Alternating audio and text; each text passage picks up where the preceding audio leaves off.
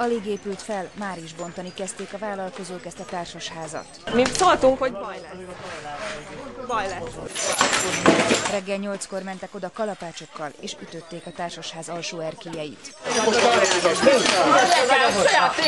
Nem fizették ki őket, összesen 230 millió forinttal tartoznak a kis- és középvállalkozóknak.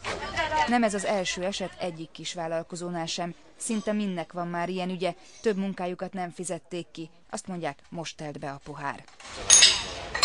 14 peres ügyünk van, mert annyi cég nem fizet ki, ez 2 éve folyik, és már hitelt veszünk fel, és tönkre mennek családokat. Számtalannyi ismerősöm van, rokonom van, akiket fel tudom sorolni a neveket, akik öngyilkosak lettek ez miatt. Kérdezem én, hány embernek kell még meghalnia? Hány embernek kell még tönkre mennie ahhoz, hogy ezt a kormány, hogy ezt megszünteti? Közben a megrendelő, az olasz székhelyű Domo Casa igazgatója is megérkezett.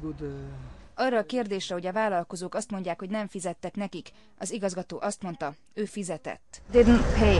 No, I pay. This is the problem. Aztán, hogy az ő beszállítói fizettek-e, azt nem tudja, de ő még egyszer nem tud fizetni. A Domo Casával szerződő egyik kivitelező képviselője is a helyszínre jött. Önök fizettek-e? Természetesen. A Domo Casa Kft. Mindig kifizetett minket, mi kifizettük az alvállalkozónkat. Sajnálatos módon az alvállalkozónk nem fizette ki őket.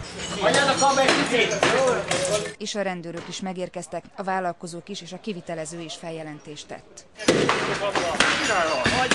Ez csak egy példa a több ezer közül. Magyarországon az építőiparban a legnagyobb a körbetartozás, becslések szerint akár a 200 milliárdot is elérheti. Nem csak magánvállalkozásoknál, hanem az állami megrendeléseknél sem fizették ki több esetben a kisvállalkozókat, például a Megyeri híd vállalkozóit. A Megyeri híd vállalkozóinak akkori szóvivője, Horváth László azóta harcol, hogy megszűnjön a körbetartozás az építőiparban.